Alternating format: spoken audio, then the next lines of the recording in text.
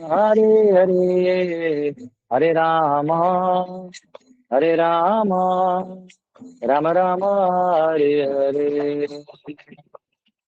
हरे कृष्णा, हरे कृष्णा, कृष्णा कृष्णा, हरे हरे, हरे राम, हरे राम, राम राम, हरे हरे, हरे कृष्णा, हरे कृष्णा, कृष्णा कृष्णा, हरे हरे, हरे राम, हरे राम, राम राम, हरे हरे, हरे कृष्णा, हरे कृष्णा, कृष्णा कृष्णा, हरे हरे, हरे राम, राम राम, हरे हरे, हरे कृष्णा, हरे कृष्णा, कृष्णा कृष्णा, हरे हरे, हरे राम, राम राम, हरे हरे, हरे कृष्णा, हरे कृष्णा, कृष्णा कृष्णा, हरे हरे, हरे राम, हरे राम, राम राम, हरे हरे, हरे कृष्ण। ओम नमो भगवते वासुदेवाय, ओम नमो भगवते वासुदेवाय, ओम नमो भगवते वासुदेवाय। नारायणं नमस्कृत्य नरं चैव नरोत्तमं देवीं सरस्वतीं व्यासं ततो जयमुदीरयेत्। नष्टप्रायेषु भद्रेषु नित्यं भागवत सेवया भगवती उत्तम श्लोके भक्तिर्भवति नैष्टिकी। कृष्णाय वासुदेवाय देवकी नंदनाय च नंदगोपकुमाराय गोविन्दाय नमो नमः। हरे कृष्णा, हरे कृष्णा, कृष्णा कृष्णा, हरे हरे, हरे राम राम राम हरे हरे। ओम ज्ञानतिमिरन्धस्य ज्ञानाञ्जनशलाकया चक्षुरुन्मिलितं येन तस्मै श्रीगुरुवे नमः। नमो विष्णुपदाय कृष्णप्रेष्ठाय भूतले श्रीमते भक्तिवेदांत स्वामिनिति नाम्ने नमस्ते सरस्वती देवे गौरवाणी प्रचारणे निर्विशेष शून्यवादी पाश्चात्य देश तारणे। जय श्री कृष्ण चैतन्य प्रभु नित्यानंद श्री अद्वैत गदाधर शिवासदि गौर भक्त वृंद। हरे कृष्णा, कृष्णा कृष्णा हरे हरे, हरे राम राम राम हरे हरे। हरे कृष्णा, आप सबका स्वागत है। और हम सब प्रथम स्कंद के 11वें अध्याय में, जहां भगवान द्वारका में प्रवेश कर चुके हैं, तो उनका स्वागत कैसे सभी बड़े बड़ों ने किया। सभी लोग आए और स्तुति वाचन किया। और जो कल हमने देखा, फिर जो उससे पहले हमने देखा कि रानी महारानियां थी, उन्होंने भी स्वागत किया। उसके बाद कल के श्लोक में हमने देखा कि वहां के जो वेश्याएं थी, उन्होंने भी आके भगवान का स्तुति वाचन किया, भगवान के प्रति अपना प्रेम व्यक्त किया। और उस विषय पे हमारा लंबा क्लास भी चला।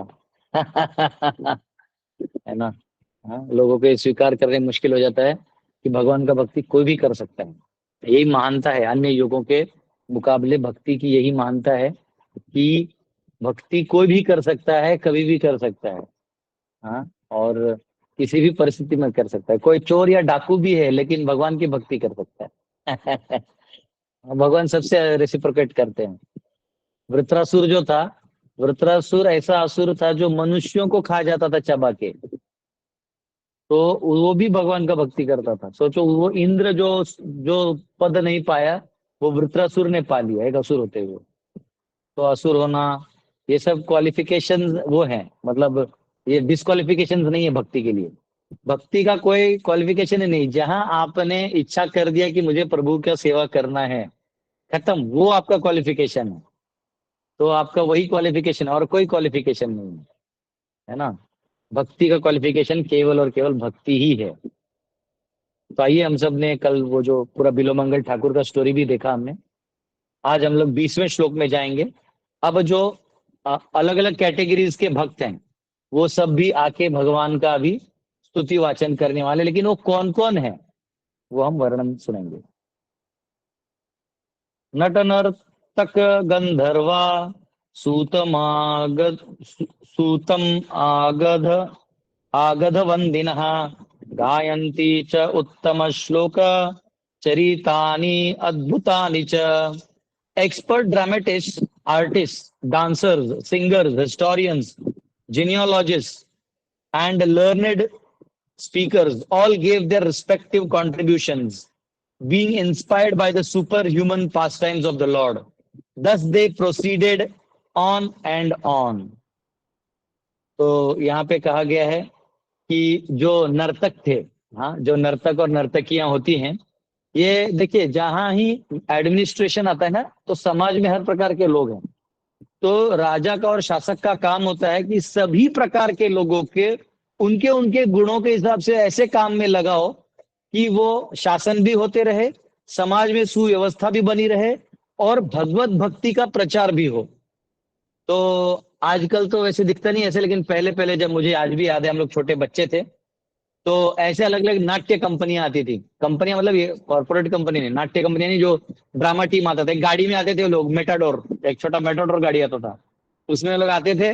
या कभी कोई बैलगाड़ी में भी देखा है मैंने, अलग अलग टीम वो आते थे, वो फिर रामलीला करते थे, तो कभी कोई कृष्ण लीला करते थे, तो कभी कभी भक्त जीवनी पे करते थे, कभी कभी किसी धार्मिक राजा के जीवन पे कर लेते थे। तो ऐसे ऐसे कभी कभी वो महाराष्ट्र में पोवाड़े गाते हैं, वहाँ शिवाजी महाराज, छत्रपति शिवाजी महाराज के, तो उससे उनकी महिमा को सब जगह बताया जाता है कि उन्होंने क्या क्या किया है। हाँ, आजकल तो लोग मीडिया से जान जाते हैं, लेकिन प्रॉब्लम है कि मीडिया में सब कुछ आता है, कचरा भी आता है। पता चला आपने अच्छा किया तो दूसरा आपको गाली देने वाले भी वहीं पैदा हुआ है, वो भी साइड लेके होता है, नहीं नहीं नहीं उधर ही चिल्ला चिल्ली चालू होता है। लेकिन पहले वैसे नहीं था, जो अच्छी चीज राजा ने किए हैं, और राजा हमेशा अच्छा ही सोचता था सबका। अगर आप किसी की स्तुति कर दो ना, तो असुर भी आपका अच्छा काम करने लगेगा, लेकिन हम स्तुति ठीक से नहीं करते, तो अच्छा आदमी भी ठीक से काम नहीं कर पा रहा है। ये डेमोक्रेसी का फ्लॉ है। तो वो जो भी है सब स्तुति वाचन करते थे। तो वो जो मेटाडोर में आते थे ना, तो वो एकदम मेकअप वेकअप करके, कोई फिर उन्हीं जेंट्स में से कोई लेडीज बन जाता था, कोई सीता तो कोई कुछ, और बहुत अच्छे से कोई हनुमान बन जाता था और घूमते रहता था बाजार में कि आज हम हनुमान है। तो मार्केटिंग हो जाता, पूरा गांव आके बैठता था, खाना पीना बना के खा पी के आराम से रात को। और स्पेशली गर्मी के सीजन में जहाँ रात को ठंडा हवा बहता है, फिर पंडाल वंडाल लगाने का खर्चा भी नहीं रहता, उधर मस्त जो क्या कहते हैं उसको, रामलीला पूरा होता था, और वो पूरा भाव विभोर होके भजन वजन गा के लोग भाव विभोर होके घर चले जाते थे। तो दिन भर खेती बाड़ी करते थे, व्यवसाय करते थे, और शाम में भजन भक्ति का वो सुन के साधु संतों का, फिर अलग से, फिर जब साधु संत आते थे उनसे अलग से श्रवण करते थे, अलग अलग सिद्धांतों को समझते थे। कुछ लोग तो अपना घर परिवार छोड़ के किसी अपने बड़े भाई को या किसी को दे के निकल जाते थे। ऐसा भी होता था कि हम 2 महीना गुरुजी की सेवा करके वापस लौटेंगे। पहले ज्वाइंट फैमिली था, जॉब जाने का टेंशन नहीं था, क्योंकि जमीन कहीं जा नहीं रहा है। आजकल ऐसा है कि आज अगर आपने ऑफिस 2 दिन के लिए छुट्टी लिया, तो आपका कॉम्पिटेंट बैठा हुआ है वहां पे, वो 2 मिनट आपका सीट ले लेगा, आपका खाना पीना बंद, फिर हिमालय में ही रहो। पहले ऐसा नहीं होता था, बड़ा भाई बोलता था जाओ हम खेत संभाल लेंगे, फिर 2 साल वो साधुओं की सेवा करके आते थे, फिर ये छोटा भाई दूसरा भाई चले जाता था, फिर वो संभाल लेता था परिवार को। तो इस प्रकार से धर्म भी हो जाता था, अर्थ भी हो जाता था, काम भी हो जाता था, और मोक्ष उसी के अंदर निकल जाता था। तो ये बहुत इंपॉर्टेंट फैक्टर है कि यहाँ पे अलग अलग कैटेगरी के लोगों के बारे में बताया, और सभी भक्त हैं यहाँ पे। कोई आर्टिस्ट है, देखो किस किसका नाम लिया है, आर्टिस्ट। आर्टिस्ट यानी जो भगवान की पेंटिंग्स को बनाते हैं, और ड्रामेटिस्ट, जो ड्रामेटिस्ट कौन होते हैं, जो ड्रामा करते हैं, नाट्य शास्त्र का अवलंबन करते हैं। हाँ, नाट्य शास्त्र में अलग अलग मूड होते हैं, उन मूड को दिखा के, वो जैसे रावण का गुस्सा है विभीषण पे, ऐसा करके वो बड़ा आंख, और उसका आंख भी ऐसा, वो आईलैशेस जैसे रहेंगे। अब पीछे से उसका जो वस्त्र है वो हिलते रहेगा, और उसके पीछे 4 लोग तो आजकल लोग जनरली वीएफएक्स करते हैं ना, वो कुछ दिखाते फिर हरा हरा कर देते हैं, फिर उसमें कुछ दिखा देते हैं। तो वो तो फिर भी एक एनिमेशन है, उसमें उतना मजा है भी नहीं भी, थ्रिल है पर थोड़ी देर के लिए, लेकिन ये जो थ्रिल रहता है ज्यादा देर बैठता था। हाँ, या कृष्ण बना रहे हैं तो मोर पीस पीछे हिल रहा है ऐसा। तो ये सब ड्रामेटिस्ट लोग हैं। हाँ, कोई लेडी का रोल कर रहा है तो शाइनेस दिखाना है, आपको फंसाना है किसी को, तो एकदम, लेकिन ऐसे टाइप। वो उतना दूर स्टेज से भी दिखता था, इतना उसको मेकअप और वो रहता था फोकस, कि जब वो आर्टिस्ट सामने है तो सब पीछे हो जाते थे। तो ये जो ड्रामेटिस्ट हैं, ये सब जो नाट्य शास्त्र करने वाले लोग हैं, सब भगवान की स्तुति कर रहे, सब वहां आए, प्रभु हमारे प्रभु द्वारका वापिस आए। जो आर्टिस्ट है, जो सुंदर सुंदर पेंटिंग बनाते हैं, कलाकार, जो चीजें हम नहीं देख सकते उसको मन में लाके छवि उसका बना के हमको दिखाते हैं, प्रभुपाद बोलते थे my paintings are Vaikuntha windows to Goloka. Class के एंड में मैं आपको एक फोटो दिखाऊं, यहाँ पे यशोदा कृष्ण का है। मैं एक हमारे एक प्रभु जी हैं, उनके घर पे आया हूँ। हाँ, वो मना कर रहे अपना नाम लेने से, तो उनके घर पे आया हूँ। ये एक अच्छा फ्रेम है जो इसमें पेंटिंग की है, फ्लोरोसेंट पेंटिंग। तो रात को जब जो सारा लाइट बंद हो जाता है तो ये painting as it is glow करता है, और ये मैंने ही उनको गिफ्ट किया था। तो बहुत सुंदर पेंटिंग है ये। तो पॉइंट है कि ये आर्टिस्ट जो है इतना सुंदर पेंट बनाते हैं, वो पेंट से आपको मतलब भगवान का दर्शन हो जाएगा, आपको वहां का लीला का मनन हो जाएगा। हाँ, एक्चुअली आज ये पढ़ रहा था 4-5 परपोर्ट्स में, 4-5 वर्सेस का। तो मुझे याद है मेरे हमारा कराड़ में एक बहुत अच्छे भक्त हैं जो पेंटिंग करते हैं, तो उनको मैं थीम्स देने वाला हूँ अलग अलग। तो अभी ये द्वारका का थीम मेरे ध्यान में आया कि भगवान द्वारका आ रहे हैं और सभी छत पे बैठ के कैसे, मतलब ऐसा कुछ सीन। क्योंकि मैंने बहुत सुंदर सुंदर पेंटिंग्स देखे हैं, आप आपको देखने पेंटिंग्स बहुत अच्छे हैं भगवान के, तो चित्रकूट जाइए। और चित्रकूट में दो भाग है, एक है उत्तर प्रदेश वाला, एक मध्य प्रदेश वाला, बाउंड्री है बीच में, नदी है। तो आप जब मध्य प्रदेश वाले में जाइएगा तो वहां पे आपको एक वो शो है पूरा पेंटिंग का, वो है 5 या 6 रुपए का कूपन है, आप जा सकते हैं। लेकिन एक एक पेंटिंग अगर आपने देख लिया तो आपको राम राज्य क्या है ये पता चल जाएगा, कि राम राज्य क्या है, और कैसा भव्य दिव्य, कैसे झंडा पताका लगाए जाते थे, कैसे मतलब आपको पहला ही पेंटिंग देखिएगा तो रोंगटा खड़ा हो जाएगा। और लास्ट में सारा पेंटिंग देखते देखते ऐसा जय श्री राम करके चिल्ला के बाहर आइएगा। इतना सुंदर, इतना सुंदर। तो ये सारे आर्टिस्ट वो भगवान को निहार रहे हैं, उनको मिलने आए हैं, अरे इन्हीं का तो पेंटिंग बनाना है। जनरली लोग पेंटिंग बनाते किसी हीरो हीरोइन का, और उनको मतलब दिखाते हैं, उनको दे देते, तो लोग भी गिफ्ट में कुछ पैसा दे देते हैं। चाहे किसी पॉलिटिशियन को बना के देते तो वो बोलता है इनको कुछ दे दो करके, तो समझो पेंटिंग में 15-20 हजार रुपये खर्चा हुआ है तो 50 हजार देते, भाई ले लो। अभी भी मेरे एक स्टूडेंट ने एक पेंटिंग बनाई शिव जी का, बहुत सुंदर पेंटिंग है। वो पेंटिंग इतना सुंदर है, बोलता है प्रभु जी कोई लेगा तो मैं वो सारा डोनेशन भगवान की डीटीज के लिए दूंगा। मैंने बोला अच्छा है, और 2-3 पेंटिंग बनाओ। तो ये आर्टिस्ट का मूड होता है, वो एक बार देख लेता है ना तो उसको ग्रास्प हो जाता है। तो यहाँ सारे आर्टिस्ट आए हैं भगवान का दर्शन करने के लिए, ड्रामेटिस्ट आए हुए हैं, डांसर्स जो नर्तक है ना, हाँ जो नाचते हैं, और जो नो वो अलग अलग कथकली होता है, भरतनाट्यम होता है, ओडिया डांस होता है, ओडिसी डांस होता है, और पता नहीं क्या क्या होता है। तो ये अलग अलग डांसेस होते हैं। तो ये डांसेस जो है, इनमें इन डांस के माध्यम से आप अलग अलग मुद्राओं से अलग अलग भाव प्रकट कर सकते हैं। ये डांस जो होता था ये पूरा भाव प्रकट कर, देखो पहले के जो डांसर्स होते थे ना, उनमें इतनी कला भर भर के थी कि वो पूरा पूरा ड्रेस पहन के डांस करके भाव को प्रकट कर देते थे। आजकल के डांसर्स को डांस भी नहीं आता, तो इसलिए वो कपड़ा छोटा करके नाचते ताकि कैसे तो जनता देखे हम। हाँ, वो empty vessels make more noise. हाँ, जिनको कुछ आता नहीं तो फिर वो अपना आधा अधूरा करके कैसे तो लोग अट्रैक्ट हो गए रहे। हाँ, पहले की स्त्रियां इतनी शालीन थी कि उनको देख के मन प्रसन्न हो जाता था, आजकल को देख के इतना अभद्र लगता है तो झुट्टो मुट्टो का इतना लिपस्टिक पोत पात के आ गए। देखो हमको देखो। तो वैसे नहीं था ये जो ये होते थे क्या कहते डांसर्स, ये अलग अलग मुद्राओं को, अलग अलग भाव को, मैंने भी आपको बताया कटक में एक बार गया था, एक प्रोग्राम था, वो टीम को मैंने जन्माष्टमी को मेरे यहाँ भी बुलाया है। वो दो लड़कियों ने भगवान कृष्ण और अर्जुन का जो संवाद है, पीछे श्लोक चल रहे हैं और उन्होंने एक्शन कर करके दिखा दिया। तो मैं बोला श्लोक तो जैसे चलो आम जनता को शायद श्लोक ट्रांसलेशन उतना पता ना हो, पर उस श्लोक के हिसाब से उसका वो हो रहा था। और हमारे वहीं के एक प्रभु जी हैं जिन्होंने हमको कटक गुरुकुल दिया, वो प्रभु जी खुद भी बहुत अच्छा धार्मिक काम करते हैं, बच्चों का एक वो चलाते हैं संडे टू संडे।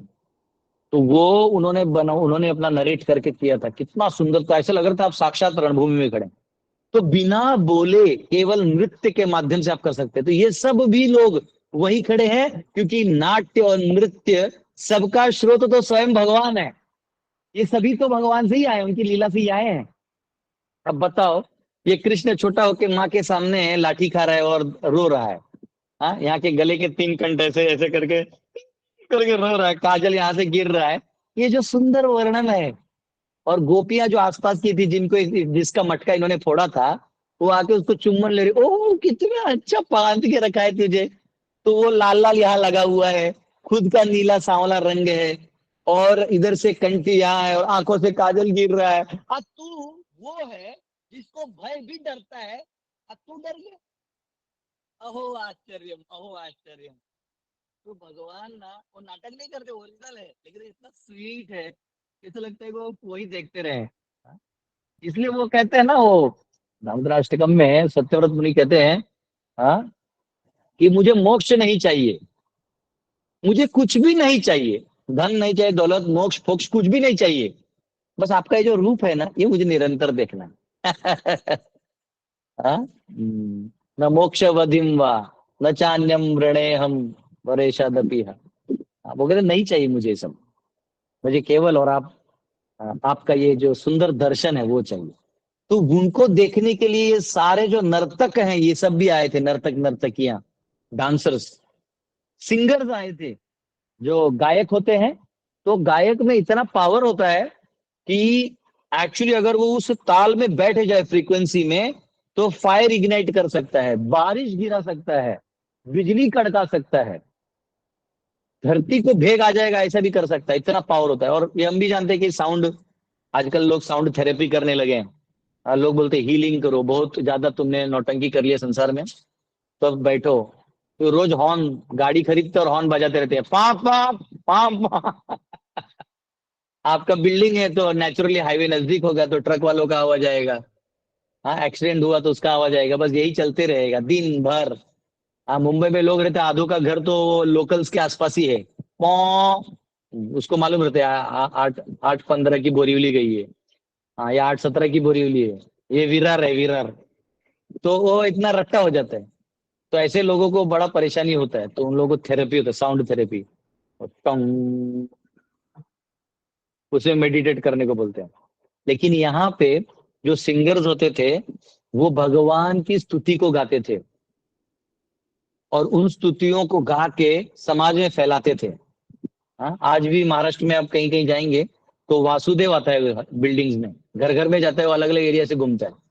तो वासुदेव जब लेके वो अपना बजाता है ना वीणा, और जब वो उनका कंठ इतना हाई पिच पे इतना स्वीट गाते हैं, और टू द पॉइंट गाते हैं, उठ जा उठ जा, वो कहते हैं उठ जा, कहाँ सो रहा है माया के चक्कर में, ऐसे वो उनका अलग मराठी में बोलते रहते हैं।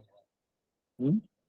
तो सब लोग बोलते रहे वासुदेव वाला, वासुदेव वाला, हाँ, वो आ गया वासुदेव, उसके इधर मोरपीस, तो हैट होता है, हैट के ऊपर मोरपंख होता है, लाल लाल वस्त्र होते हैं। तो सब जाके उसको पांव छूते हो, सबको आशीर्वाद देता है, और भगवान के बारे में बताता है। तो ये सारे सिंगर्स को जब पता चला कि भगवान द्वारका आने वाले हैं, सब लोग वहां आ गए। हाँ? तो ये सिंगर्स वहां पहुंचे, और ये सिंगर्स अपने सारे लेवल 1, लेवल 2, लेवल 3, लेवल 4, ये जो अलग अलग नोट्स होते हैं, देखिए मैं सिंगर नहीं हूं, पर इतना सिर्फ जानता हूँ कि 7 नोट होते हैं। 8वां जो है वो सीधा आपको वैकुंठ लेके चला जाएगा, उसके बाद आप इस दुनिया का कोई नोट नहीं सुन सकते, ऐसा मेरे को जितने एक्सपर्ट्स ने बताया वो है। तो 7वें नोट में तो आप पिघल के वहीं गिर जाएंगे, मूर्छित हो जाएंगे। तो ये जो नॉर्मल लोग गाते हैं, तीसरे चौथे पिच पे ही गाते रहते हैं। हम लोग का तो पहले में ही गड़बड़ है, लेकिन लोग हैं जो चौथे पांचवें तक गा लेते हैं। 8वें में जब आप जाएंगे, तो फिर वो भगवान की बांसुरी है, जिसमें सब है। तो भगवान जब बांसुरी बजाते तो एकदम मोहित हो जाता है, क्यों नहीं भागेंगे गोपियां, बताओ। हाँ, तो ये है। तो ये सारे जो सिंगर्स हैं वो वहां पहुंचे हैं। हिस्टोरियंस, हिस्टोरियंस जो है, देखिए अभी तक जिनका नाम था ना, ये सारे जनरली शूद्र कम्युनिटी से आते हैं। शूद्र मतलब कोई गाली नहीं, याद रखिएगा। शूद्र मीन्स एक नॉट नॉन इंटेलेक्चुअल, जिनको उतना ज्यादा एनालिसिस या एकेडमिक अभ्यास नहीं है, परंतु उनके पास कलाएं हैं, तो उन कलाओं से वो भगवान की सेवा करते हैं। और जिनके पास एकेडमिक्स है, वो अपने एकेडमिक्स से यही निर्णय लेते हैं कि भगवान को समर्पण करना है, तो ले दे के दोनों वही पहुंचे। क्या समझो, किसी को बहुत ज्ञान है, श्लोका है, संस्कृत आता है, उससे क्या करेगा वो, उसको यही निर्णय लेना है कि भगवान का शरण लेना है। वेदांत वेद कृत विधि विदवचाहम, कि अंत में भगवान को ही समझना है इन संस्कृत के श्लोकों से। और जिसको नहीं आता है श्लोक, उसको गाना ही आता है, तो गाना गा गा के ही वो भगवान के पास चला जाएगा, उसको क्या चाहिए। हम्म? तुकाराम महाराज जो भजन गाते थे, इतने सारे अभंग गाते थे, गाते गाते ही सबको भक्ति बना दिए। उन्होंने कोई बड़ा थियोरेटिकल लेक्चर नहीं दिया कि there are 5 kinds of wisdoms and 4 kinds of this and then Krishna is the supreme personality. कुछ जरूरत नहीं। उन्होंने सीधा बजाया अपना वीणा, सुंदर ते ध्यान उभे विटेवरी। मेरे प्रभु आप ईंट पे खड़े हैं, कर कटावरी ठेवुनिया ठेवुनिया। आप अपने हाथ को, कर को कटावरी यानी कमर पे रख के खड़े हैं भक्तों के इंतजार में। तुलसी हार गला कासे पीतांबर, आपके गले में तुलसी का हार है और आपका जो धोती है वो पीतांबर वस्त्र का है। आवड़े निरंतर हेची ध्यान, हेची ध्यान। आपका यही रूप ध्यानमय हो जाना चाहता हूं मैं प्रभु।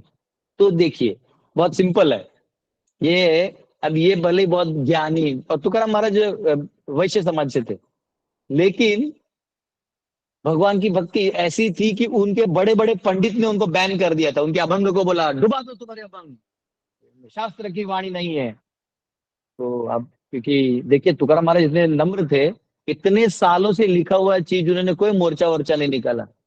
उन्होंने बोला अगर मैं इसके आगे गा नहीं सकता तो मेरे अभंग जो है वो इंद्रायणी में मैं डाल देता हूँ। इंद्रायणी माता को प्रणाम किया, वहां ग्रंथों को समाधि दिया और खुद वही किनारे जाके बैठ गए, क्योंकि अब मैं गा नहीं सकता तो मेरे जीवन में अस्तित्व रह के क्या फायदा, और मैं आत्महत्या करूंगा नहीं। लेकिन आज के बाद अगर मैं बोलूंगा नहीं तो मैं खाऊं क्यों? जब खाता था मैं इसलिए ताकि मैं भगवान का गुणगान कर सकूं। जब गुणगान ही नहीं करना तो अन्न प्राशन क्यों करूं मैं? तो वहीं बैठे रह गए और मन में भगवान का ध्यान करने लगे। उनकी पत्नी उनका बहुत विरोध करती थी, लेकिन वो उनकी पत्नी थी, कुछ भी है मैं पति के साथ रहूंगी, वो भी वहीं बैठ गई। उनके 2 बच्चे थे, एक बेटा था एक बेटी थी, वो दोनों भी वहीं बैठ गए। उनका एक कुत्ता था, वो भी वहीं बैठ गया। ये पांचों वहां बैठ गए और आखिर 13वें या 14वें दिन जब इंद्रायणी माता वो ग्रंथ बाहर लेके आई, और उधर से जो बड़ा रामेश्वर शास्त्री था, जो हेड था महासभा का, हिंदू महासभा का, जो बनारस से आके इसको बैन करने के लिए आया था, कहा वो एक अलग व्यक्ति जो भजन गा रहा है उसके लिए उधर से उधर आया। मतलब कितना द्वेष हो गया होगा। कभी कभी कोई एडवांस डेवलप हो जाता है ना तो अंदर से जलन होता है, आपको लगता है अरे जितने ऐसा कैसे हो गया, रुको इसको दिखाता हूँ। और उसके चक्कर में भगवान बहुत धुलाई करते उस आदमी को जो करने जाता है।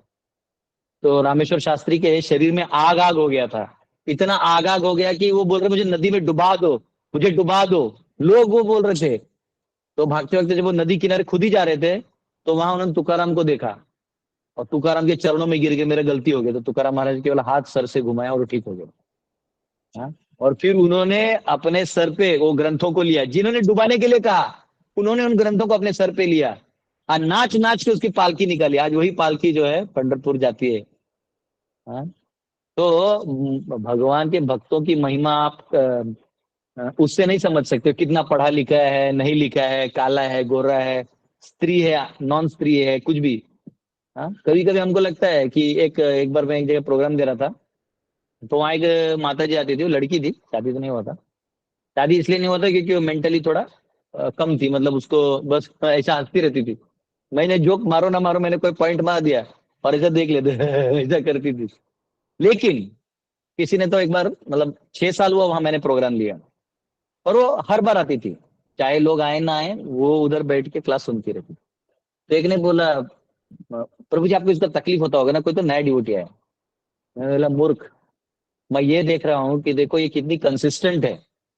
कोई भी स्पीकर आ जाए, कोई भी स्पीकर, कोई अच्छा लेक्चर देने वाला है, कोई अच्छा नहीं भी देने वाला है, ये आ जाती है टाइम पे और ये प्रसाद सबको खाने देती है। इसको इतना मालूम है कि पोछा वोछा मारती फिर खुद खाती है। बोले दिखने में पागल है पर ये अंदर से जानते हैं कि भगवान हरि को नहीं छोड़ना है। तो देखो ये हमारी गुरु है, ये मत सोचना कि ये कोई पागल लड़की जो यहाँ बैठी है। ये इसे सीखो कि ये भगवान को नहीं छोड़ रही है, इसको ये समझ में आ गया। इसके इतने कम बुद्धि में भी इसको समझ में आ गया। हमारा इतना बुद्धि, हमको कहाँ कितना समझना चाहिए, हमको ज्यादा समझना चाहिए। तो बोला सॉरी सॉरी। एक बार प्रभुपाद को जो वेस्ट में थे तो वहाँ साइंटिस्ट लोग बड़ा आर्ग्यू करते थे प्रभुपाद से। जैसे मध्वाचार्य को मायावादियों को डिफीट करना पड़ा था, रामानुचार्य को भी अलग अलग तत्ववादियों को डिफीट करना पड़ा था। तो वैसे प्रभुपाद को साइंटिफिक वर्ल्ड को ज्यादा डिफीट करना पड़ा था। तो प्रभुपाद जब गए तो एक साइंटिस्ट जो था वो रात भर डिबेट किया, फिर प्रभुपाद बोले कि यहीं रुक जाओ, कल सुबह प्रसाद वसाद लेके भागवतम वगैरह करके जाना। तो बोला यस यस, मैं भी देखना चाहता हूँ सुबह सुबह आप लोग क्या करते हो। तो सुबह रुका, मंगल आरती वगैरह देखा, तो उसको समझा कुछ नहीं, पर वो खड़ा था। फिर जब प्रभुपाद का क्लास चालू हुआ तो प्रभुपाद वहां बोलने लगे जय राधा माधवा करके वो क्लास दिए। पूरे क्लास में उनके जो सन्यासी थे वो बड़ा बड़ा फेस्टिवल्स करके प्रोग्राम्स करके थक गए थे। माता जी लोग भी खाना वाना बना के भगवान का भोग बना के थोड़ा थकी सी थी। क्योंकि प्रभुपाद आते थे तो बड़ा मतलब एक्स्ट्रा काम होता था, बड़े बड़े प्रोग्राम्स, बड़े बड़े लोगों का मिलना, मैनेजमेंट, ये वो गेस्ट हाउस। तो सब ऐसा ना क्लास में सब ऐसा डुलकी मारते, सन्यास का डंडा हाथ में है और ऐसा डुल रहे थे। ऐसा डुल रहे थे, जाग रहे थे, ऐसा आंख ऐसा बड़ा कैसे थे, आंख खोल रहे थे ऐसा करके फिर डुल रहे थे। आप प्रभात क्लास दिए जा रहे हैं, this human form of life, वो चल रहा है उनका प्रभात का। तो जितने भक्त थे प्राय उसमें सभी सुन भी रहे थे, डुलकी भी मार रहे थे। ये साइंटिस्ट को कुछ समझा ही नहीं क्या चल रहा है, इनका गुरुजी आए हुए हैं ये लोग पूरा सो रहा है। तो साइंटिस्ट ने, जब प्रभात ने बोला लेक्चर के एंड में एनी मोर क्वेश्चंस, तो ये साइंटिस्ट ने हाथ ऊपर किया क्योंकि उस मेहमान था तो उसको बोलने दिया। तो बोले यस। बोले स्वामी जी आपका इतना दूर आके क्या फायदा। बोले क्या हुआ। बोले आपने क्लास दिया, सब सो रहे थे। बोले क्या बात कर रहे हो, सब सो रहे थे। बोले हाँ। बोले हाँ, पूरा टाइम सो रहे थे। नहीं, एक 5% समय जागे होंगे, 95% तो समय सोए ही थे। अच्छा। बोले अरे 5% जाग के ये लोग सन्यास ले लिया, तू 100% जाग के भी कुछ नहीं किया हाँ? तो क्वेश्चन है कि कौन क्या क्या इंपॉर्टेंट नहीं है, क्वेश्चन ये है कि तुम्हें जितना मिला उसमें तुमने क्या किया। तो यहाँ पे जो इससे पहले जो है ये सब शूद्र कैटेगरी के, ड्रामेटिस्ट, आर्टिस्ट, डांसर, सिंगर। अब आएंगे विद्वान कैटेगरी के लोग जो वहां पहुंचे थे, हिस्टोरियंस। हिस्टोरियंस जो इतिहास जानते हैं, वो अच्छे से जानते हैं कि वो राजा ने उसको वो किया था, उसका महल में वहां हुआ था, वो विष बाधा हुई थी, वो उसको उसने हत्या की थी, इसका बेटा चौथा था वो बाद में राजा बना, इसने एग्री नहीं किया, सब मालूम होता है। ये हिस्टोरियंस होते हैं। तो ये भी वहां पहुंचे थे, ये बड़े हिस्ट्री का विटनेस के लिए। फिर जीनियोलॉजिस्ट आए थे। जीनियोलॉजिस्ट यानी ये व्यक्ति वो होते हैं जो आपको सारा उनको पता होता है आपके खानदान में, कि तुम्हारे बाप का नाम ये था, दादा का नाम ये था, वो था उसका वो, उसका जो तेरी जो वो परदादी थी वो उस गांव से थी, वो उसका बेटा, इसका चचेरा का फुफेरा, वो सब बता देगा आपको। जिनके पास जाओ सब बता देते हैं। आज भी आप गया चले जाओ और अपना नाम लिखा दो कहीं पिंडदान के लिए, वो किसी ब्राह्मण के पास, वो आपको बता देगा कि तुम्हारे 6 पूर्वज पहले यहाँ आके गए। उतना ही नहीं, आप करौली चले जाओ राजस्थान में, वो बंदा आपके आते आपका नाम बता देता है कि आप फलाना फलाना है, आपके इतना इतना बेटा है, आपका इतना इतना बेटी है, और आपके 2 भाई हैं, आपका ये बहन है, सब बता देगा वो। और आप यहाँ इतने बजे पहुंचने ही वाले थे, वो एक पत्रिका दिखा देगा, बोले ये देखो लिखा हो। तो ये जीनियोलॉजिस्ट होते हैं, ये भी होते हैं, बड़े विद्वान होते हैं। सब डेटा रखने के लिए ज्ञान थोड़ा थोड़ा खोपड़ी रिफाइन चाहिए। एंड लर्नेड स्पीकर्स, जो बड़े बड़े वक्ता हैं, जो भगवान की स्तुति को अलग अलग जगह पहचान बताते हैं और तत्व से और तर्क से समझाते हैं। तो ये लर्नेड स्पीकर्स भी वहां सब आए थे अपना अपना तोहफा लेके भगवान के लिए। हाँ, और भगवान के ये जो दिव्य कार्य हैं, कुरुक्षेत्र का युद्ध और इतना सारा लीला, इसका महिमा सुन के और गदगद, हमारा राजा आया था, लाइक हमारा राजा करके आया, ऐसा वो वाला फीलिंग। हाँ। दस दे प्रोसीडेड ऑन एंड ऑन, ऐसे प्रकार करके वो सब आए थे। यहाँ एक पॉइंट है परपोर्ट में, बाकी तो मैंने बता दिया, कुछ ज्यादा ही बता दिया, पर इस परपोर्ट में एक चीज लिखा है कि ये जो स्तुतियां होती थी ना, ये क्रोनोलॉजिकल ऑर्डर में नहीं होती थी, इसलिए कई बार हिस्टोरियंस गड़बड़ा जाते हैं। हिस्टोरियंस इस पूरे भागवतम को या पुराणों को क्रोनोलॉजी में समझना चाहते हैं, तो क्रोनोलॉजी में नहीं होता। अब ध्रुव पहले आए कि प्रहलाद पहले आए, वो आप खोजते रहिए, वो अलग विषय है। उनको बताना ये है कि ध्रुव ने भक्ति किया उनको भगवान मिले, प्रहलाद ने भक्ति किया उनको भगवान मिले। अब आप कुछ और खोजने जाओगे तो अपना सर फोड़ोगे और सर दर्द कर लोगे। तो एक बाम खरीदना, पतंजलि का एक बाम आता है, बहुत अच्छा रहता है, ऐसा कुछ करोगे तो आप लगा सकते हैं। हाँ? तो यहाँ प्रभुपाद कहते हैं therefore we do not find any chronological order, the modern historians therefore cannot catch up the link and thus they unauthoritatively remark the Puranas as imaginary stories। तो ऐसे जो है उसको पुराना स्टोरी बता के वो लोग उल्लू बनाते हैं, तो ऐसा नहीं है। पुराण जो है वो प्रॉपर हिस्ट्री है। अलग अलग टाइम में अलग अलग ग्रहों में भी हुए वाले चीज वहां दिए जाते हैं। कभी स्वर्ग लोक की बात की जाती है। आजकल के लोग तो अमेरिका को स्वर्ग ऐसा बोल देते हैं, बोलते हैं अमेरिका स्वर्ग है, श्रीलंका नर्क है। हम बोले मूर्ख है तुम, ये एक लेवल की बात है, स्वर्ग ऊपर है। तो कई बार लोगों का आधा अधूरा ज्ञान रहता है, इसलिए ऐसा बोलते हैं। और एक श्लोक और ले लेते हैं, उसके आगे अच्छा परपोटा, लेकिन ये श्लोक ले लेते हैं, 21वां। भगवान सत्र बंधूनाम पौराणाम पौराणाम अनुवर्तिनाम यथा विद्युपसंगम्य सर्वेशां मानमादधे। Lord Krishna, the personality of Godhead, approached them and offered due honor and respect to each and every one of the friends, relatives, citizens, and all others who came to receive and welcome him. तो भगवान ने सभी के साथ गले लगा के उनको रिस्पेक्टिव आदान प्रदान किया। भगवान कहते हैं ना गीता में, ये यथा माम प्रपद्यन्ते ताम तथैव भजाम्य हम, कि जो मुझसे जैसा रेसिप्रोकेट करता है मैं उससे वैसा आदान प्रदान करता हूँ। कोई बहुत भावुक होगा तो मैं उसके लिए भावुक हो जाता हूँ, कोई बहुत तार्किक होगा तो मैं उसके लिए तार्किक वैसे उसको रेसिप्रोकेट करता हूँ। कोई मुझे व्यक्ति रूप में करता है तो मैं व्यक्ति रूप में उसके पास हो जाता हूँ। कोई अव्यक्त मुझे व्यक्ति नहीं करता, मेरे शक्तियों से डील करता तो मैं शक्तियों से डील करता हूँ, मैं सामने खुद नहीं आता। हाँ, गीता में कहते हैं ना, वो नाहम प्रकाश सर्वस्य योग माया समावृत, मैं सबको नहीं दिखता। जो मुझे व्यक्ति रूप में मानना चाहता तो मैं उसको विग्रह रूप में उसके पास पहुंच जाता हूँ। जो मैं अव्यक्त मानता है तो मैं उसके चिंतन में चले जाता हूँ। चिंतन करते रहो। तो यहाँ एक शब्द है यथा विधि। यथा विधि का मतलब है जस्ट एज इट बिहूव्स, यानी जैसे वो शोभा देगा वैसे। जैसे आपको कोई अ, मतलब कैसा होता है ना, इसमें भी मतलब ये अलग सब्जेक्ट मैटर है। जैसे कोई आपको इनडायरेक्ट वे से पुकारते, मेरा एक दोस्त था तो उसका सरनेम राजे था, तो उसको हम बचपन से राजा ही बोलते थे, उसका नाम नहीं लेते थे। तो मैंने तो मैंने उसको फोन किया एक बार, ऐसे ही उसका बर्थडे था तो मैंने अननोन नंबर से फोन किया, लेकिन उसके पास शायद मेरा नंबर था। तो मैंने उसको जब बोला राजे, तो उसको लगा कि ये मुझे सरनेम से बोल रहा है, तो उसने भी मेरा सरनेम लेके बोला। मैं फिर उसका नाम लिया तो फिर वो मेरा नाम लिया। तो ऐसा होता है ना कि आप कैसे किस एंगल से अप्रोच करते हैं भगवान को, तो वैसे भगवान भी रेस्पेक्ट करते हैं। वो आप जीवों में भी देख सकते हैं, आप अपने माता पिता से या अपने बच्चों से, समाज में किसी बड़े नेता से। समझो कोई बड़ा नेता है तो उसका आप एरोगेंटली बोलिएगा तो आपका काम नहीं होगा। वहां प्यार से आप जाके बोले कि महाराज आप बड़े महान हैं, आपने इतना सारा कार्य किया है, एक इस गरीब की ये छोटा काम कर दीजिए। उसको लगता है "ए, करो करो भाई, ये क्यों महाराज जी को आप लोग तकलीफ दे रहे हो, जल्दी जल्दी करो।" फिर वहां जाके बोलोगे तू क्या करेगा, सब तो भगवान देते हैं। तो वो ठीक है, देते भगवान है वो भी जानता है, लेकिन बोलता है फिर ले ले भगवान से।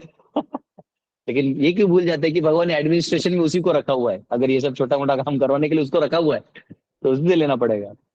माँ से जो प्यार मिलता है वो दुनिया में कहीं से नहीं मिल सकता। तो आप माँ को जाके नहीं बोल सकती हाँ तू क्या मुझे प्यार देगी, मैं तो पैदा हो गई इसलिए दे रही है, नहीं होता थोड़ी देती, ऐसा आप नहीं बोल सकते। तो भगवान सर्वे सर्वोपरि हैं, लेकिन जो सिस्टम बना है उस हिसाब से भी आपको रिस्पेक्ट देना चाहिए। तो यहाँ पे जिन्होंने भगवान की इस महिमा को, कभी कभी लोग आपको नहीं आपके धन से प्रेम करते हैं, तो फिर वहां पे क्या है, आपको पता चलता है कि मुझे सलाम नहीं मार रहा है, मेरे धन को सलाम मार रहा है। जब मैं गरीबी में था और मैंने इसे मदद मांगा था नहीं था, जब मैं अड़चन में था और मैंने इसको फोन किया तो इसने कोई दोस्ती नहीं निभाई, और आज जब आपके पास सब है तो ये दोस्ती की बातें कर रहे हैं।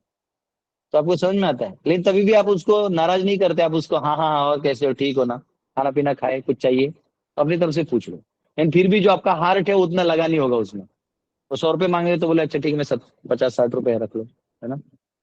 और अपना कोई रहेगा जो आपके लिए इतना किया है तो बोले बोले ये डॉक्टर को अगर कहीं एडमिट होगा तो डॉक्टर बोलता है मारना नहीं चाहिए, मार दूंगा तेरे को, तो मेरा दोस्त है मारना नहीं चाहिए। ऐसे लोग होते हैं, डॉक्टर भी टेंशन में आते हैं कि भाई इसका सर्जरी कौन करेगा, क्योंकि अगर ये गया इसका पेशेंट है भाव तो मारेगा। और डॉक्टर पहले से ही खिड़की से सीढ़ी लगा देता है कि भाई गया तो अपन उधर ऑपरेशन थिएटर से ही पीछे से गाया। हम्म? ऐसे भी दोस्त होते हैं, मेरा ना भाऊ माझा मारीन तुला। उतना रिलेशन तो होना चाहिए ना किसी डॉक्टर को ऐसा बोलने के लिए। अगर आपका रिलेशन नहीं है तो बोलेंगे देखिए हमारा नेबर है, थोड़ा इसको तकलीफ हो गया है, ठीक है गया तो मैं इसके घर वालों को बोल दूंगा, पर आप अभी एडमिट करा लीजिए। तो ये भी रेसिप्रोकेशन है, लेकिन वो लो लेवल है। तो कितना गाढ़ा आपका रिलेशन है वो इंपॉर्टेंट पॉइंट है। तो आपका जितना गाढ़ा रहेगा भगवान से रिलेशन, जितना आत्मीयता होगा, वैसा आपका रिलेशन बनेगा। एक माता जी हैं, वो तो भगवान को गरम गरम फुल्का रोटी खिलाती है। एक खिलाती है, फिर सैटरडे बोला अब ये दूसरा लो, घी लगा के। अब ये माता जी लोग ही कर सकते हैं, हमारे आश्रम में तो ऐसा नहीं होगा, क्योंकि हमारे आश्रम में फुल्का जो बाद में बनता है वही। तो पॉइंट ये है कि जो कर सकते हैं वो प्यार है, वो गाढ़ा प्यार है। तो जैसे मैंने आपको पहले भी एक बार बताया था, शायद एनओडी के क्लासेस में बताया था, एक है प्रेम, एक है प्रेम तर, और एक है प्रेम आतुर। तो प्रेम का मतलब है आपको भगवान से बहुत प्रेम है, आप भगवान के लिए कुछ भी करने को तैयार है। और एक है प्रेम तर। प्रेम तर मतलब वो व्यक्ति है ना, मतलब जैसे आ, सारे कानून को पहले से ही तोड़ के रखने को तैयार है भगवान के लिए। और प्रेम आतुर कौन होता है? जिसको पता चला कि भगवान इस गांव में अवतार लेने वाले हैं 4 लाख साल बाद, तो उधर ही जाके खड़ा हो गया, बोले हम यहीं रहेंगे। अभी अभी आ गए तो वो एक्स्ट्रा मैड होता है लव में, उसको प्रेम आतुर कहते हैं। तो भगवान देखते हैं बहुत प्रेम आतुर है, तो फिर वहां भगवान को रहा नहीं जाता, वहां भगवान खुद आ जाते हैं। जैसे कुलशेखर का आपको स्टोरी बताया था कि वो कैसे भगवान माँ सीता को बचाने के लिए समुद्र में चले गए थे, तो वहां राम जी को आना पड़ा। क्योंकि वो पास्ट टेंस में कुलशेखर कथा सुनते ही नहीं थे, प्रेजेंट टेंस में सुनते थे। और ब्राह्मण बोल दिया कि माँ सीता को रावण ले गया, ये इधर ही तलवार निकाल दिया, रावण।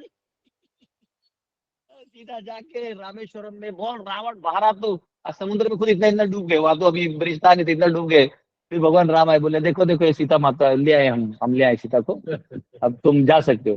बोले रावण का वध किया गया, बोले एकदम लहूलुहान हो गया, अब आप वापिस नहीं करेगा ऐसा। फिर वो मंत्री ने ब्राह्मणों को बोला कि देखो भाई, ये रामायण वामायण मत पढ़ा करो यहाँ पे, पढ़ना भी तो बाल लीला पढ़ो और खत्म करो।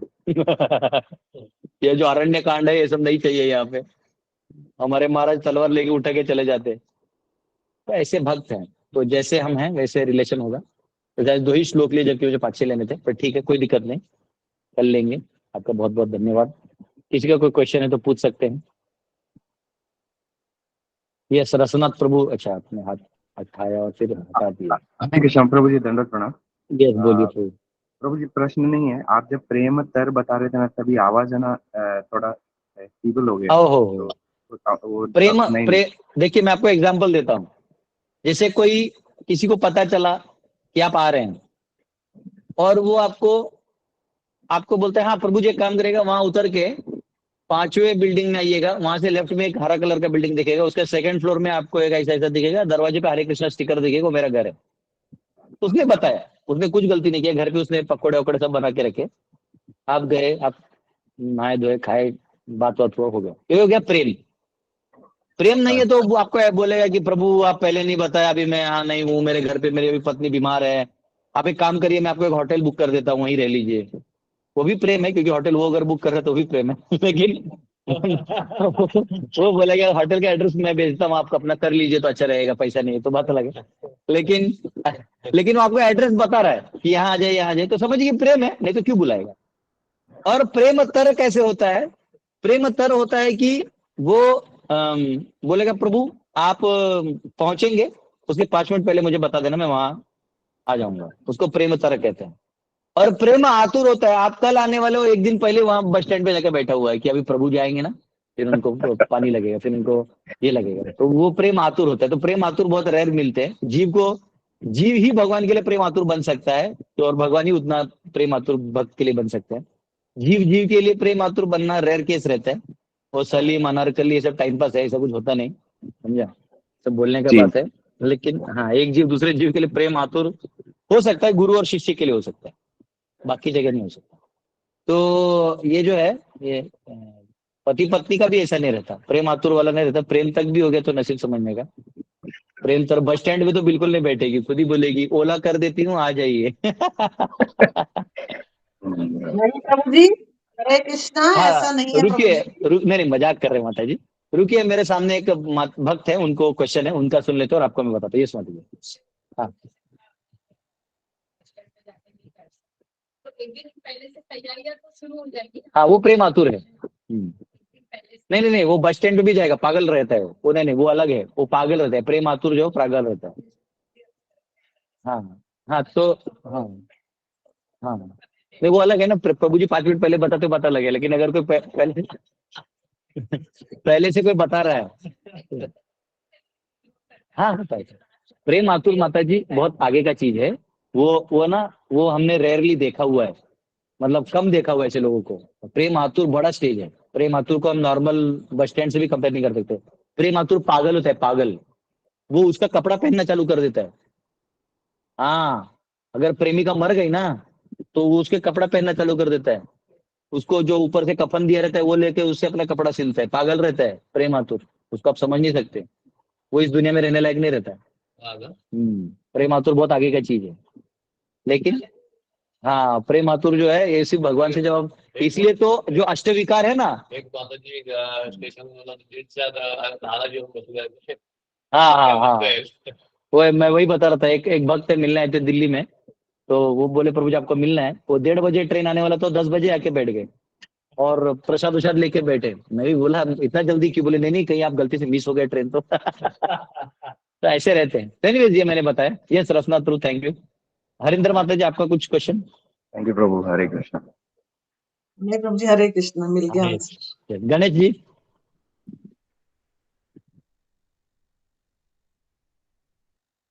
Mute mute. धन्यवाद प्रणाम प्रभु जी, हरे यस, कृष्णा। तो मैं, क्वेश्चन नहीं है प्रभु जी, मैं कल का एक इंसिडेंट बताने वाला हूँ। कल आप मेरे बताइए। ऑफिस का ये एक श्लोक को भी मैं रिलेट करूंगा यहाँ पे, जो आपने पहले भी क्लास में बताया था।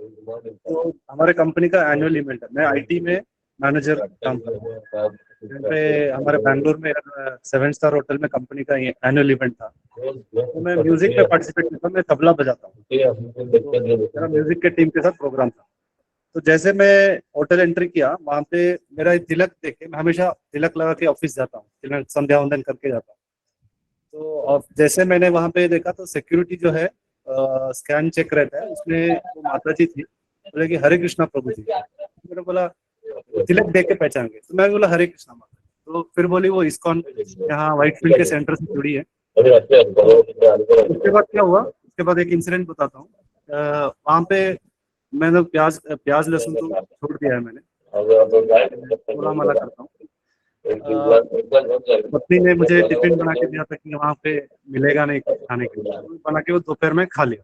फिर अभी शाम का जो डिनर था, वहाँ पे सब अरेंज था, वहाँ पे सब ने प्याज गार्लिक था, तो खाने के लायक है। तो मेरे दोस्त बोले कि अरे खा लो, कुछ नहीं होगा, एक दिन चलता है। तो बोला नहीं नहीं, भगवान कुछ इंतजाम करेंगे। वहाँ पे जो हेड शेफ है वो घूम रहा था वहाँ पे, तो मुझे पूछा क्या सर्विस करूँ, तो बोला मेरे लिए जैन फूड चाहिए विदाउट ऑनियन। तो बोले 15 मिनट रुको, मैं बना के लेके आया। तो मैं दोस्तों को समझाया कि 9.23 में अनन्य सिंधयम तो माम ये जनाब तेषाम नित्याभियुक्ता ना लोक इच्छाम वहां में। तो आपने एक कथा भी बताया था क्लास में, अर्जुन पंडित, अर्जुनाचार्य। यही याद आया तो मैं शेयर करना चाहता हूँ। धन्यवाद। Yes, very good very good, बहुत अच्छा इंसिडेंट है। और जब भी आपको एक चीज बताता हूँ, एक्चुअली दुनिया है ना, दुनिया अपने हिसाब से नहीं चलती। भगवान आपका देखते हैं कि आपकी क्या इच्छा है, वैसे अराउंड में आपको डाल देते हैं। जैसे आप नहीं खाना चाहते ना ऑनियन गार्लिक, आपको सब जगह मिल जाएगा। तो कल मैं उडुपी गया, तो एक प्रभु जी थे, वहां खाया। फिर वो जाते जाते मेरे को वो प्रसाद भी दे दिया उन्होंने। तो हमको लगता है कि क्या होगा, कैसे दिएगा, ऐसा कुछ नहीं है। सब भगवान अरेंज करते हैं। ये बहुत अच्छा एक्सपीरियंस है प्रभु, वेरी गुड। यस, दीपाली माता। हरे कृष्णा प्रभु जी, दंडवत प्रणाम। यस, हरे कृष्णा। प्रभु जी, एक्चुअली मेरा एक क्वेश्चन है कि प्रेम भक्ति और जो सहजिया भाव होता है, तो उसको कैसे समझे। और मतलब जो डिवोटीज हमारे जो संग में रहते हैं, वो कभी कभी ऐसे बोलते कि देखो श्याम सुंदर कितने सुंदर दिख रहे हैं, उन्होंने आज ये फूल लगाया है, या फिर ये कान में बाली डाली है।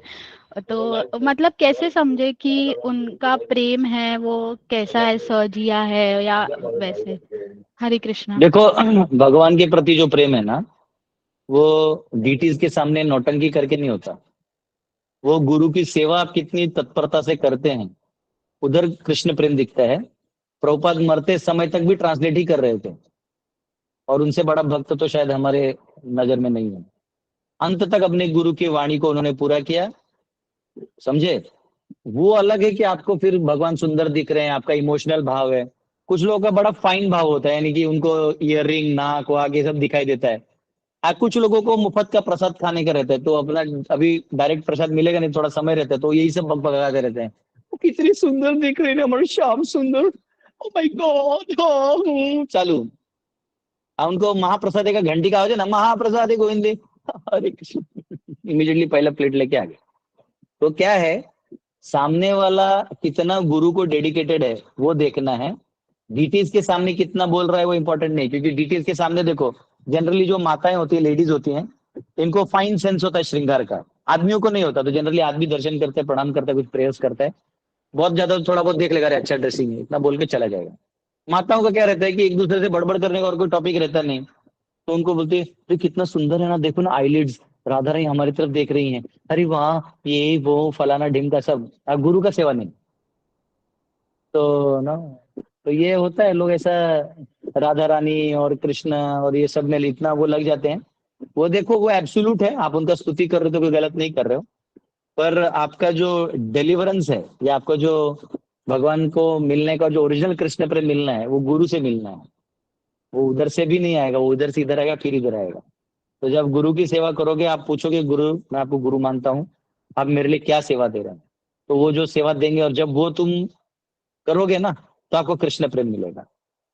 प्रभुपाद ने बोला डिस्ट्रीब्यूट माय बुक्स, और रशिया में वो आनंद शांति प्रभु ने, अकेला डिवोटी था वो, उन्होंने ग्रंथ बांटा, उनको केजीबी ने मारा, उनका नाखून निकाला, हाँ, उनका खून उनको पिलाया, उनको लिटरली समझो एक तरह से टॉर्चर कर दिए, फिर भी उन्होंने अंडरग्राउंड में किया, और लास्ट में वो इतना शॉक वॉक दिया, उसे वो पागल हो गए। उसके बाद में हरे कृष्ण भी उनको ध्यान नहीं आ रहा था, वो शॉक से वो हो गए थे। लेकिन वो शुद्ध भक्त है, वो रोया नहीं। हो सकता है वो डीटी को देख के नहीं रोया, क्योंकि उसके टाइम में डीटी बना ही नहीं होगा, रशिया में लोग मार देते थे, लेकिन उसको भगवान उठा के लेके गए, गोदी में उठा के लेके गए होंगे, गोदी में नाच नाच के पूरा टीम आके लेके गए होगा, संकीर्तन टीम। और यहाँ आप आजकल आजकल कोई साड़ी पहन ले, स्वीट इधर डॉट डॉट लगा ले, है ना, और गोपी की तरह सज के खुद रात रानी, oh my God you so nice बोल के, और जब गुरु सेवा दे तो भाग जाए, तो फिर कोई फायदा नहीं। आप गुरु का आगे कितना पालन कर रहे हैं, उससे आपका प्रमाण होता है, और वो देखने के लिए जो प्रामाणिक व्यक्ति हो जान जाता है कितना पानी में है। बाकी टाइम पास तो आप भी कर सकते, कोई भी बैठ के कर सकता है। अभी भी मैं को फोटो लगा दूं तो आपको वो लगने लगेगा। वैसे आपको एक फोटो दिखाना था ना, मैंने दिखाया नहीं, मैं आपको जो फोटो है वो दिखाता हूँ, बहुत सुंदर है। हाँ ये देखिए, ये जो फोटो है, ये देखिए, अभी हम चाहे तो लाइट निकाल देते हैं, ये ग्लो करेगा, ठीक है, इसको लाइट ऑफ कर दो। ये जब सारे लाइट्स ऑफ हो जाते हैं, डार्क हो जाता है, ये फ्लोरोसेंट कलर है, अपने आप ग्लो हो रहा है। देखिए लाइट नहीं है फिर भी ग्लो हो रहा है, दिख रहा है? जी प्रभु जी, हरि बोल, बहुत हाँ, अच्छा है प्रभु। हरि बोल। बहुत। हाँ देखो, इसमें यशोदा और कृष्ण को देख के ऐसा गोलोक जाने का मन कर रहा है। हरि बोल, हरि बोल, हरि बोल। हरि बोल, हरि हरि बोल, बोल। हरि बोल। और जो प्रभु जी के घर में हम लोग आए हैं, उनके घर पे हरि बोल, जगन्नाथ जी की ड्यूटीज है। हरि बोल। हरि बोल। ये जगन्नाथ बलदेव सुब्रमण्य हरि जय, हरि बोल। जय जगन्नाथ स्वामी नयन पथगामी, जय जगन्नाथ हरि बोल, हरि बोल। नयन।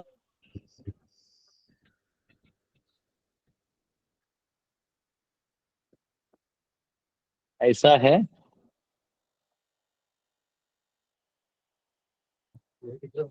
हरि बोल, हरे कृष्ण। तो बहुत बहुत धन्यवाद आप सबको। और किसी का क्वेश्चन है? और एक प्रभु जी हैं जिनका कोर्ट में फोटो है, हरे क्वेश्चन है प्रभु। यस बोलिए प्रभु जी। मैं अभय श्रीवास्तव देहरादून से बोल रहा हूँ। बोलिए प्रभु जी। मैं पेशे से एक डॉक्टर हूँ। मैं जैसे गणेश प्रभु जी ने अपना एक्सपीरियंस शेयर किया, मैं एक्सपीरियंस नहीं शेयर करना चाहता, लेकिन जैसे उनके साथ हुआ है वही अक्सर मेरे साथ होता रहता है, क्योंकि हम वर्कशॉप कॉन्फ्रेंस वगैरह में जाते रहते हैं। तो एक तरफ तो वो लोग वर्कशॉप में जान बचाने की बात करते हैं कि हम ये करके इम्यूनाइजेशन करके वैक्सीनेशन करके जान बचाएंगे, और दूसरी तरफ जब डिनर या लंच सर्व होता है तो वहाँ पे कभी मटन कभी चिकन रखा रहता है। तो तो वो मैं उनको वही बताता हूँ कि एक तरफ आप जान बचाने की बात कर रहे हैं और दूसरी तरफ आप मार के रख रहे हैं प्लेट में, तो ये कहीं ना कहीं से अच्छा नहीं है। क्योंकि वो WHO के लोग या बड़े बड़े लोग रहते हैं, तो मैं इतना एक्सपोज मतलब इतना फ्रीली नहीं बोल पाता, लेकिन हाँ अपने साथियों को जरूर बोलता हूँ। लेकिन हाँ वहाँ पे ऐसा भी हुआ है कि कई बार मैं खड़ा हूँ और भूख लग रही है, तो अचानक से एक माता जी आती है कि सर आप ऐसे क्यों खड़े हैं। मैंने कहा मैं वैष्णविज्म फॉलो करता हूँ, इसलिए मैं अनियन गार्लिक नहीं खाता हूँ। करे अच्छा मैं भी वही ढूंढ रही हूँ। तो अचानक से फिर वही कोई शेफ आते हैं और बोलते हैं हमारे लिए खाना प्रस्तुत हो जाता है। तो ये एक्सपीरियंस हुआ है हमारे साथ। तो मेरा बहुत प्रश्न अच्छा प्रभु जी। जी आपके ये जो आपने लेक्चर में क्रोनोलॉजिकल ऑर्डर के बारे में बताया, तो ये हाँ, हाँ। क्रोनोलॉजिकल ऑर्डर से अक्सर ही मैं यहाँ पे जूझता रहता हूँ और अक्सर ही लोग ये प्रश्न पूछते रहते हैं। जैसे मेरे बड़े भाई ने मुझसे आज से 2 साल पहले पूछा था प्रश्न कि अगर कृष्ण राम के बाद आए थे तो कृष्ण को रामचरितमानस या रामायण पढ़नी चाहिए, दिवाली मनानी चाहिए और उनको अलग अलग त्योहार तो उन्होंने क्यों नहीं मनाया।